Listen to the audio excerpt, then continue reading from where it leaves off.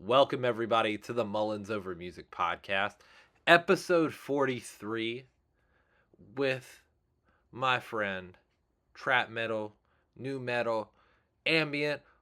She does it all. It's n0trixx. Although, looking at the opening thumbnail, it looks like n0trixx. I swear that's a zero. I promise that's a zero. Bad font choice, to be honest with you. We talk about a lot of things. We talk about the new music, the new album coming out in 2026, mental health, horror, that includes video games and film, and so much more. We had a great time, and I hope you guys enjoy it. This is the countdown to the new year, with January 1st being episode 50. So be on the lookout for a bunch of new episodes to finish out the new year. I'm excited. Let's do this. Welcome, everybody, to the Mullins Over Music podcast. I'm your host, at least until the robots take over, Austin. And I have a special guest with me today. I'm going to let them introduce themselves to you.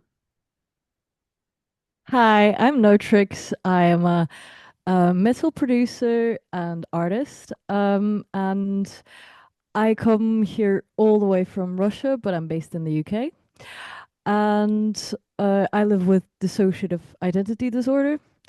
So today we're gonna speak about my new music, which is coming up soon, and probably some more facts from my life and career. That's right. That's right. But before we get into any of that, we have to start with the two most important questions of the podcast, at least the most consistent. Ow. Don't bite me. Um, Remy's biting me now. He said, delicious. He must be extra hungry this morning for human meat. So, our first question is the fun fact question. We got to get a fun fact from you. Schools all over the entire world have you know, you get up and you say, "Hi, my name is this, and this is a fun fact about me." At least they do it all the time in the United States. So, Okay. um, we already know who you are, so you don't have to do any of that. And you don't have to stand up. You can sit there.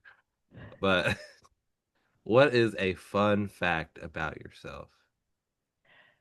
Okay, I'm n0trixx, and a fun fact about me is that I got arrested twice over the course of my whole life, and I've never been drunk in my whole life. Those are pretty fun facts. They come Okay. together Okay. because how can you get arrested twice, never getting drunk, That is a fair point.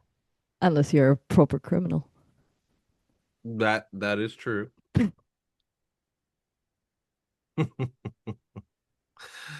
Okay.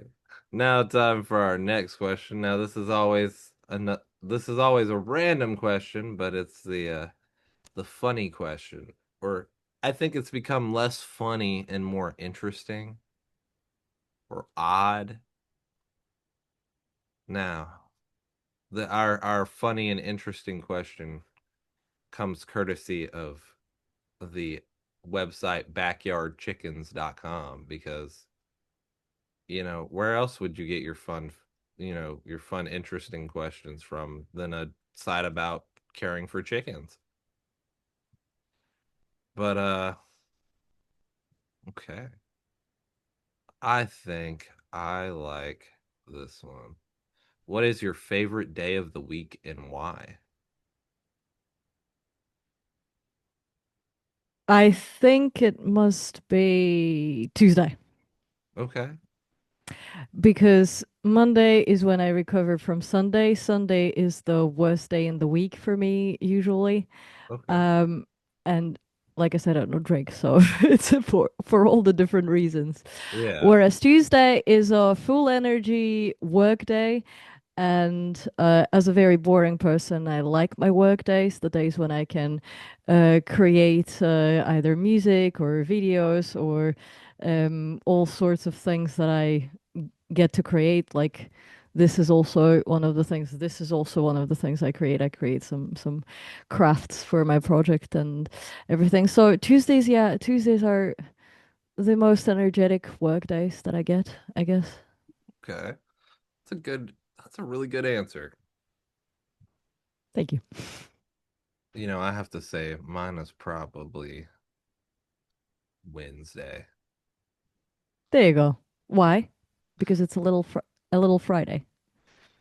It Not necessarily. I mean, I teach lessons on Wednesday and Tuesday and Thursday. So Wednesday is just sort of that middle ground. It's half the week is over, half the week is still yet to come. I love you too, son. Quit being booger. Um, so it's just kind of a nice, t- t- tip to the day or tip to the week. You get Yeah, you're up. makes sense. It's quite literally the hump of the week, and I like that hump of the week. I'm with you on this. So, time to get into some good questions here. Now, we're gonna start way back. We're gonna take us. You're gonna take us as far back as you can. We're trying to get your your musical superhero origin story. I Uh, got two, actually. I okay, got two. I'm ready for it. Normally, I always start with uh, Chester Bennington being my role model and everything. He's the person who got me through the most difficult times of my life, and he is literally the reason why I decided I want to pursue music as a career. I was 14 years old. I lost my father, and I was listening to From the Inside by Linkin Park on repeat for the whole day. And that's when I thought, okay, wow, this has helped me so much. I wish I could help people just the same way. And that was the whole reason for me wanting to make music. But way before that, much earlier, I think I was listening to Michael Jackson even when I was in the womb. So all my childhood was Michael Jackson entirely. I mean, thanks to my parents, I guess.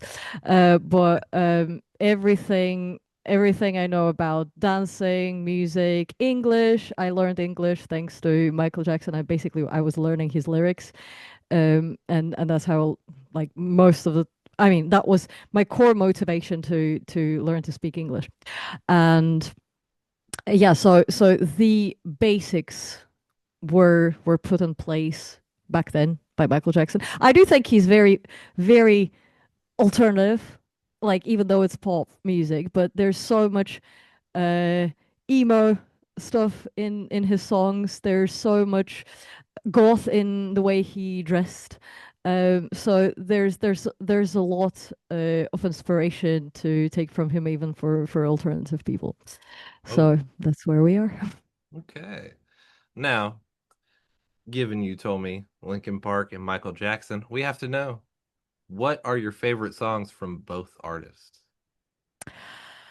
Phew. Well, I'd say from Linkin Park, it would be in the end. I don't listen to From the Inside. I can't. It's just that song just immediately brings me back. Yeah. Um, and by Michael Jackson. Oh, it's a tough choice. I'd say Dirty Diana. That's a good one. Yeah, very Not a emo. typical popular choice, but it is a good one. Yeah, but that's where all the drama, all the you know, all the emotional stuff it just so goes straight into your heart. Yeah. Now, my favorite Michael Jackson song is I like Man in the Mirror. That is my I love favorite that one one by too. him. Although, if we were talking about like including covers of his songs, I mean, no one can go wrong with Smooth Criminal, the cover by Alien Ant Farm. Yeah. Thought about that. That's the one I always think of when I think of Michael Jackson covers. Yeah, Man in the Mirror has very, very powerful lyrics. Oh yeah. I do quote it whenever I speak about um our in impact on this world. We Yeah, gotta start with a man in the mirror. that's So right. yeah, Okay. something to stand for. Well, now that we kind of got where you came into music, let's talk about how No Tricks came to be. How you got started releasing this music, and then we'll get into more of the nitty-gritty of how you make the music and stuff like that afterwards. Well, it's a bit of a tough one because I can't really talk about my life and career without mentioning my mental health issues. Of course. Well, especially with music, I can't avoid it when I talk about my um, normal life situations, but music is basically entirely a result of my mental health issues. And as I mentioned, I live with dissociative identity disorder, which basically means that there are two identities inhabiting my body. There's two absolutely different people, and I know it sounds crazy, and sometimes it's just hard to even explain how that works. But basically, um, there are two of us, and one of us is a just a kind of a normal person with a completely different life to mine, and there's also me, the container of everything dark within our head. And it just so happened that it was the way my brain was constructed and the way it works. And this whole container of darkness at some point just spilt over, and I just couldn't contain any of this any longer. And in just one day, when I switched and I took control of this body, I just started writing music straight away. That was in 2020 before COVID. It was February 1st when I wrote my first song, and then February 2nd or 3rd when I installed Ableton, and ever since then I never stopped. Now I'm well past 70 tracks, so I produced everything that I ever release under my name. If my name is not the first one in the sequence of main artists, then that probably that then I'm not the producer. But if my name is first, then that's me producing everything. And so yeah, I write everything in Ableton, and um, basically yeah, that's how it started. I just started doing Ableton production with my lyrics and putting everything that's going on in this head into my creations. Okay. Well, let's talk about what really makes up a No Tricks song. What how it comes to be, how it comes from being in your head to a fully realized song. Let's walk through the process of that. That's a good one. Thank you. Basically, the most, I guess, important factor is that my music transcends genres, that it just literally doesn't have a single genre that I could pinpoint that's what I'm leaning towards. I could say that the closest one would be trap metal because there's always elements of trap and always elements of metal. But I go all over the place. But there's one thing that ties everything together neatly. Everything is psychological horror. So whatever I write, there's always this element of psychology and always this element of horror. Always something to really think about. Always something to be, I guess, um, something that makes it very unsettling at some Yeah. point, especially when you realize what this is all about. When you look into the lyrics, you understand that there's some element of it. Um, And how it all comes together, well, most of the time, I'd say 80% of the time, I start with lyrics. So something happening in my life or something that I saw inspired me. So some songs from my upcoming album were just me watching YouTube and thinking, "Oh wow, that's so crazy," uh, and um, thinking, "Yeah, I definitely should write a song about that."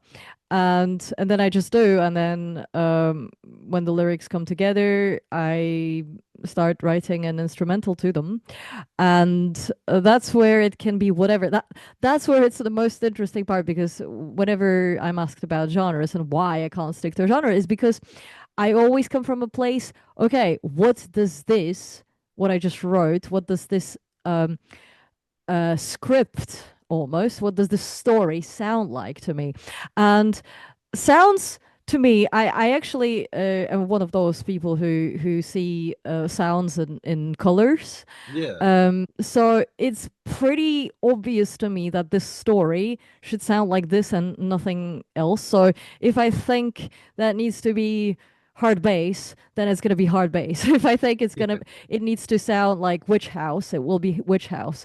And that's where I don't stop at anything. And I'm sorry for the people who find it frustrating and hard to understand, because yeah, it's not very easily digestible if you're not repeating things over and over again. For those people, I guess they would be happier with AI.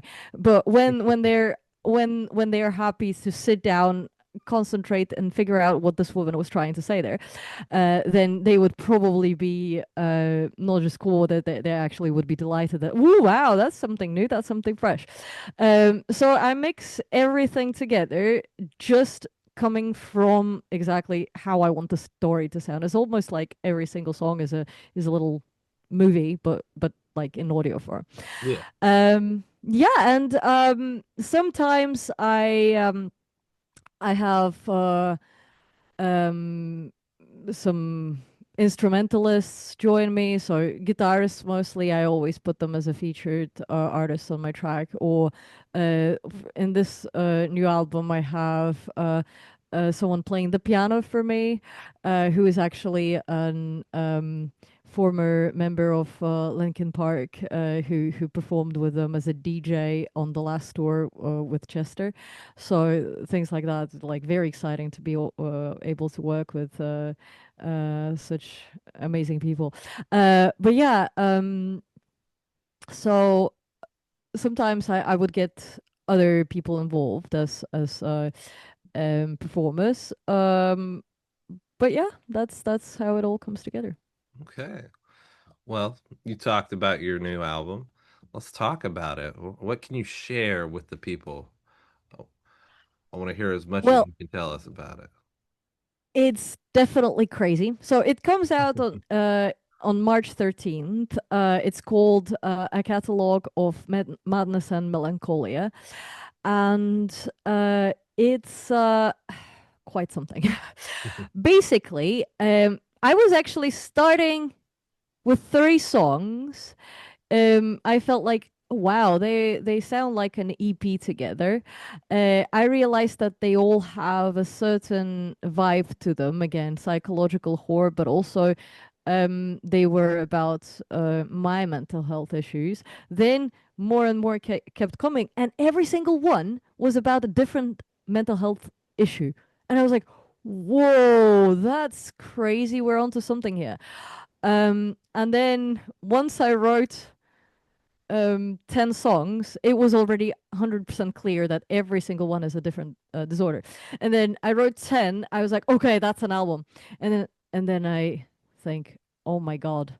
So I've got BPD, depression, schizophrenia, narcissism, dissociative identity disorder, dementia, ADHD, and I don't have autism. And then I wrote a song like specifically. So before that, every single song was already written, and I just knew it was about a mental health issue. But the only one that I wrote specifically to match a mental health issue was autism. I wrote particularly knowing that I want a song about autism. So yeah, but that's how it came together. It's really crazy. Again, all over the place with genres. There's electronic hardcore, there's metal obviously, there's dubstep, there's some even 80s electronic like Depeche Mode style of vibe, Witch House, you name it. Just so many things, but everything dark. Always dark and always crazy. I like it. I like it a lot. Well, let's talk about your latest release because that was on December 4th, Revenge on God. What can you tell me about this song? I want to hear all the nitty-gritty details about it. So I decided to start with the absolute heaviest track on the album, to start releasing singles with it. Why? Because basically I thought, okay, if we start with something mellow, then people would be expecting, if people discover me through that, they will be like, okay, why is she doing that as soon as I start screaming? So I decided the other way around. I'll start with the heaviest one, and then I go into more, different parts of it. Yeah. So it's definitely the heaviest one. It's based on a real story. It's exactly that case that I mentioned where I watched a YouTube video about a case of a person who was a loving husband, and he happened to absolutely brutally murder his wife in a mental breakdown. And that person had dementia. And basically, what it did to me when I watched that video, I was absolutely mind blown by the fact that our brains can play such tricks on us. Uh, it's just crazy. So that person basically thought he was taking his revenge on God, hence the name of the song, "Revenge on God," Yeah. and that's what just I it was so hard to even imagine how the how confused he would be at this point, how his brain tricked him into doing some things that he wouldn't want to do, and all of that is a result of a mental illness. All of that is a result of mishandling mental health and not taking it well. I mean, I'm not the one to judge how it all went, but it's a clear thing. Mental health needs to be taken really seriously to prevent such things from happening, and they keep happening every day. So that's I hope that's a reminder. With writing it, I studied the case very thoroughly, which was pretty. That was a lot to take in. But my whole goal was to keep it as close to my impression of the whole thing. So basically, my impression was it's mind blowing. So I wanted to bring this mind blowing effect into my song. So my song goes from so it starts with violence, then it goes to a little bit of a internal monologue about religion, um, trying to get into the head of the person and see what he thought. Why would he be taking revenge on God? So I'm just expanding. Okay, so there's so much injustice going on in the world right now. Then going to violence again, then going to this confusion and remorse. Very, very eerie moment in the song where uh, you're just lost. What is going on?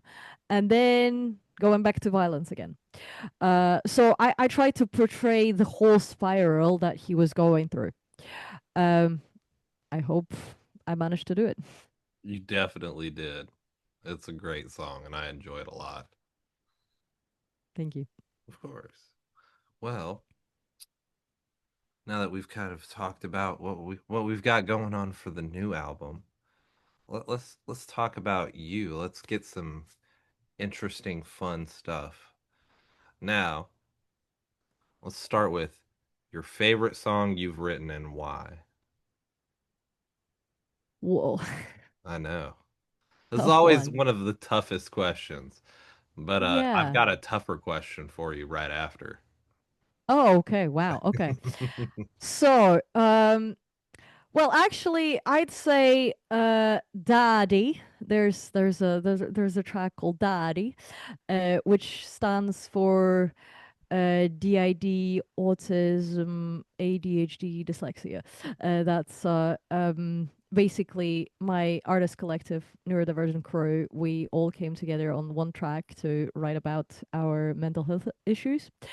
And it's just a very, very vibrant, fun track, and I'm still proud of it. It was like it was written 2 years ago, I think, but it's still one of the most fun to play live. It's still one of the most um, so I produced it entirely by myself. The guys were all featured with their own parts, and there's 4 parts, and every single part is such a stellar performance, and all of us just did such a great job presenting our best skills. So and it's just fun. It's very vibey. It's very um, great to dance to. So yeah, I guess that's the one. Okay. Well, now the even harder question. What's your least favorite song you've written and why?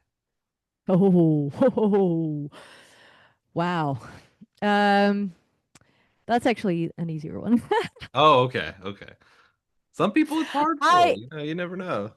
that's the thing. I actually am very self-critical, so um it's hard to pick between the ones that um well, yeah, shall we get in Let's hear shall we give my self-criticism a go here? it. Okay, so to be honest, I will be honest. The next release, the next one, the next single, I will be honest, that's it. It's not my favorite song at all.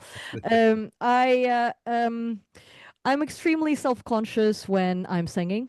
Yeah. I'm extremely self-conscious when I'm writing about my own misery and stuff.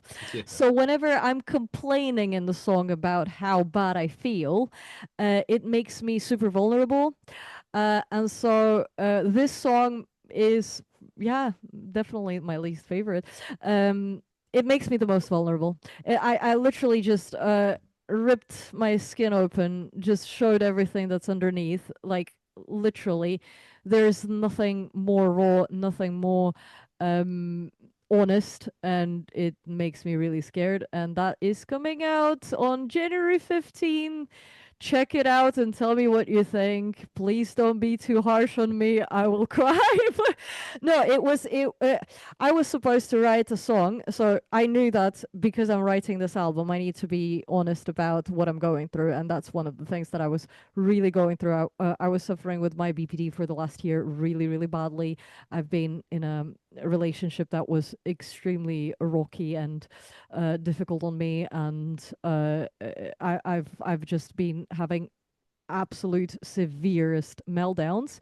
And during one of those, I wrote a song about like genuinely how it feels, like genuinely with everything, with my voice sounding exactly how it sounds while I'm having a meltdown. So yeah, it's a really tough one. But people who heard it do like it a lot, so that's why I'm confident enough to release it. But yeah, Yeah. it's not my favorite for sure. Watch it be like 90% Sorry? of people. I said watch it be 90% of people's new favorite song. We'll see.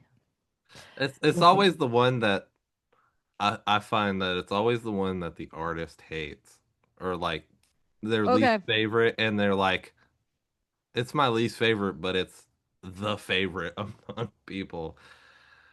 It's usually how it Okay. Well, works. we're in for something cool then. That's right.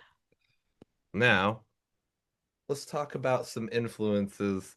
I know you talked about Linkin Park and Michael Jackson being very early influences on you.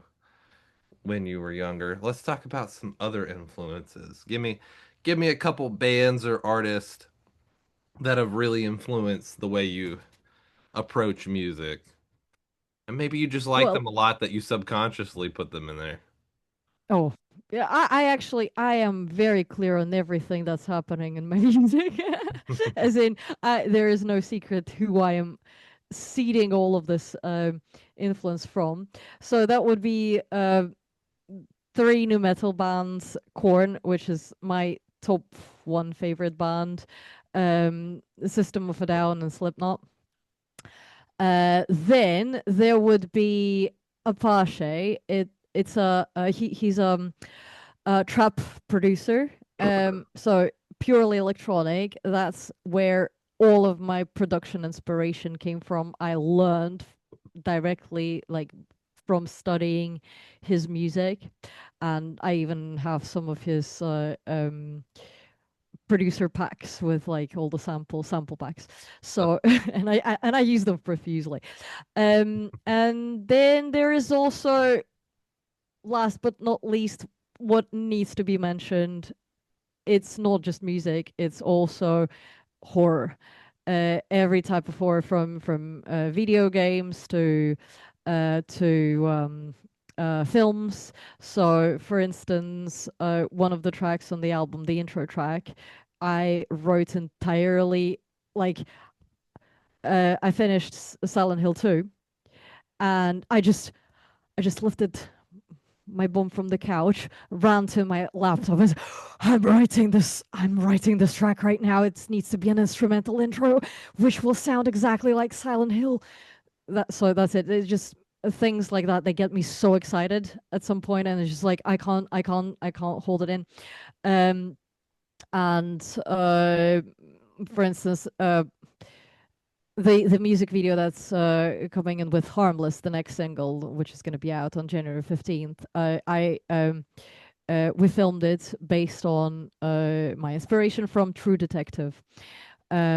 So things like that. And then I am like a sponge. I absorb everything from anywhere. I can hear some pop music and think, oh my god, this is how I need to write my next song. Or I try to meditate. I can't meditate ever, but I try to meditate. I listen to the guided meditation track, and I'm like, oh my god, the synths!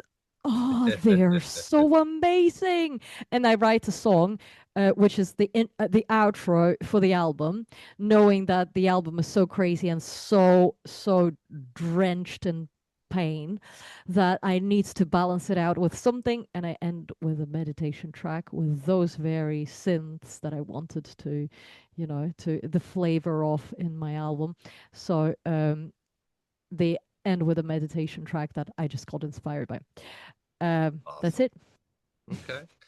Well, since we're talking about horror, first off, I have to ask, I haven't played the new Silent Hill 2 remake. Is it good? Clearly, it must be good to inspire a track, but Unfortunately, I never played the original.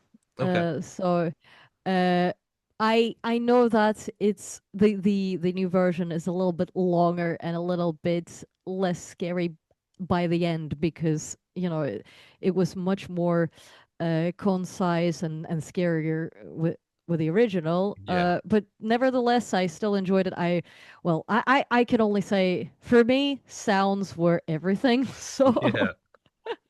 that was outstanding. Everything, like the sounds were incredible. I think that game has to be like, did it come out? It came out this year, right?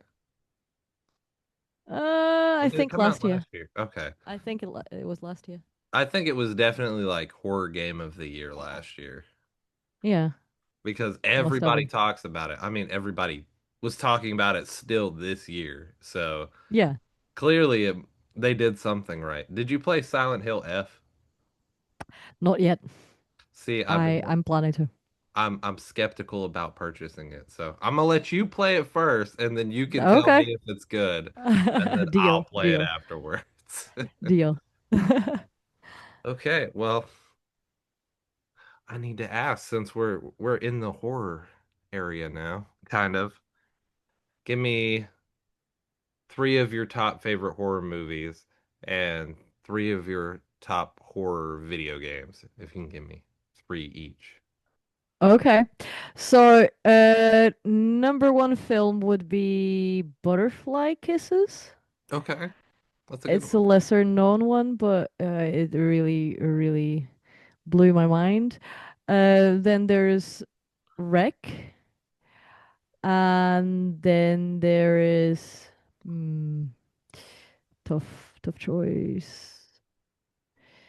Mm, I don't know. There's There was so the many good Zoom ones. one. I forgot what the Zoom one was. Was the name of the Zoom one? Was Do it you remember? Unfriended? No. So the Zoom one.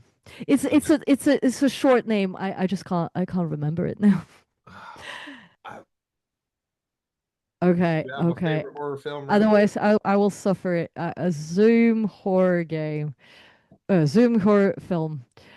Uh, film host, of course. Host. Ah, yeah. There we go. And as for games, so Silent Hill 2, 100%, unmatched. Yeah. Then there would be, damn. There's so many good ones. It's hard. Yeah, it's just tough to remember right at the second. Yeah. Um, I know one of my favorites was Outlast when it came out. I never played that one. It's on my Really? it's on my list. Oh, Yeah, it's it's so on my good. list. I really want to. I think it's on sale right now, so you can go pick up like the first two games for like $10 maybe. I played one this year that really inspired me a lot. Siren's Call. Siren's Call was the add-on. Yeah. I'm very bad with names. That's the thing. um. Oh goodness gracious. Yeah, I'm rubbish at remembering um names, but it's a really good one. So what basically was? Oh no. So there was a game about Scottish rig Okay. um about how some strange creature overtook an oil rig in the 80s. It was so good. Um, but of course I forgot the name. We have technology. Still wakes the deep. Goodness gracious. What Like, who creates those names? It's impossible to remember. Even when I played it, I was like, I can't remember this name. And then Walking Dead is a yeah. very good one. I swear those Telltale games took a hold. All those Walking Dead season one, two. It took like a chokehold on like the gaming industry for like 5 years between those ones and like The Wolf Among Us and Minecraft story mode and all that stuff, and then it's gone. The Last of Us. How could I forget? That also inspired me so much, like everything from visuals to music to everything. Obviously, massive fan of it. So yeah, there we Did go. you We like found it. Last of Us Part Two though? I did.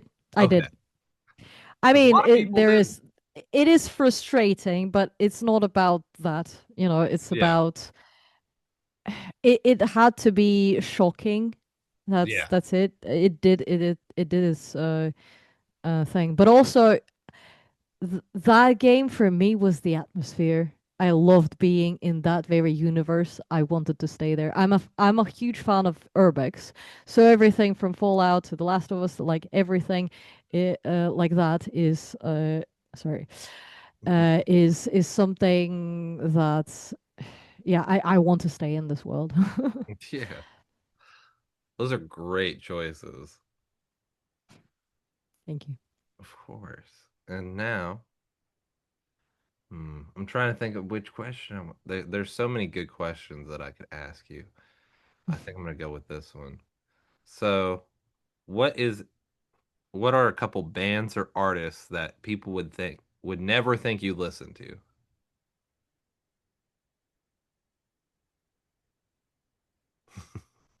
I know that one's an interesting one.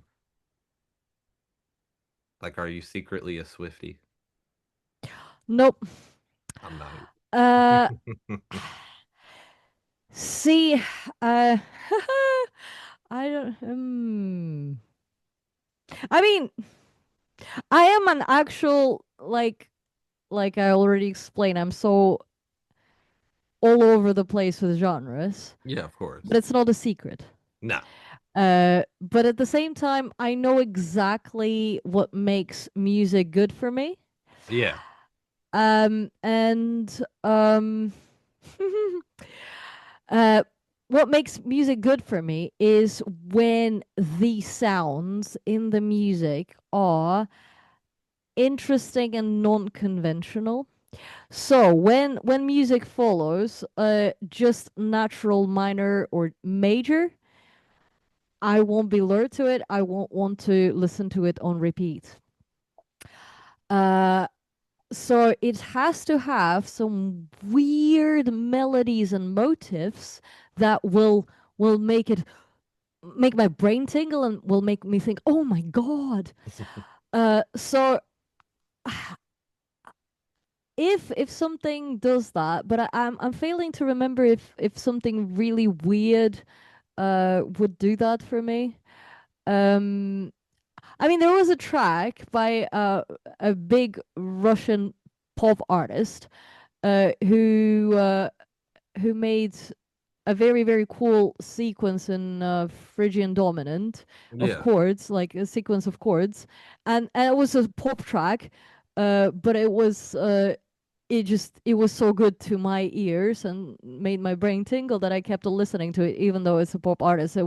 It's a Russian artist. If anyone knows, he's Morgenstern, and the track was Cadillac. But but um yeah, it's just that I'm kind of struggling to remember what it would be. But yeah, Michael Jackson is an easy answer to that. I still love his music. I still would listen to it whenever. Unfortunately, Taylor Swift is not interesting, No. and a lot of pop music is. Bruno Mars is a good one Yeah. again, but because he draws so much inspiration from Michael Jackson, it's also easy to guess. Not everything, but some things are Yeah. um genuinely luring me. But yeah, I can't remember anything else. Hey, you gave some good ones in there. So I'll take it. Well, now let's talk about how you we're going to talk about gear because everybody likes gear. So I want you to talk about your recording setup in as much detail or little detail as possible because I know people love that stuff. And so It's all here. tell me I'm exactly actually what you got over I'm trying to hide all of this.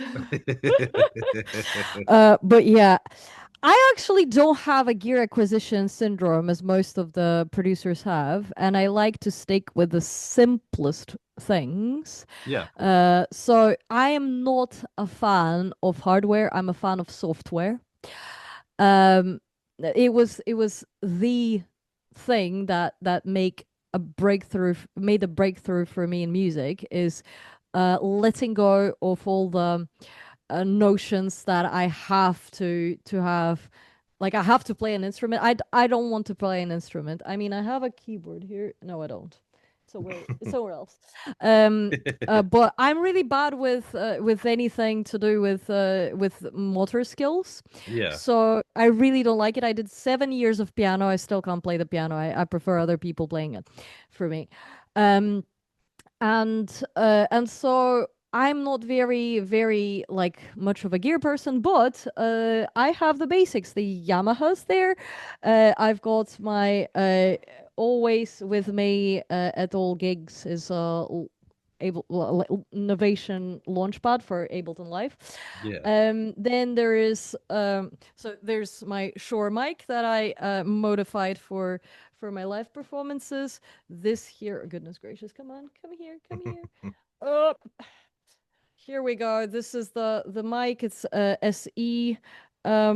It's It's perfect for my needs. It's absolutely perfect. It's got the this thing to protect me from reverb from outside of my zone of recording, and I also, it's not in the shot because it's helping me right now, but that's where everyone will point their fingers at me and say you're so basic. But yeah, Scarlet is the thing because I prefer everything to be simple.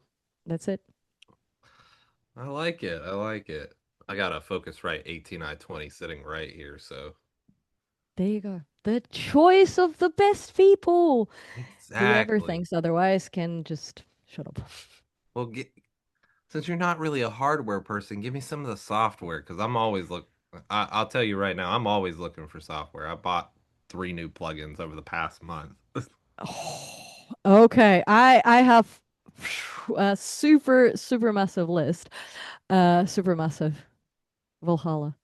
Yep. um, yeah. See, uh, but I mean, I just keep on buying stuff and I keep on getting new things just to play around with. My latest again, if I didn't suffer from amnesia for names, but I I feel will look it this up right so much. now. Digitalis is one of my really like top picks for breaking the sound. Um it's a very cool plugin that I use for. So basically, what I love in my like in production is playing with the sounds and making something absolutely like different from what it was before. And so I really enjoy playing with sort of bit crusher sort of Yeah. VST that just like transform the sound. So Sound Shaper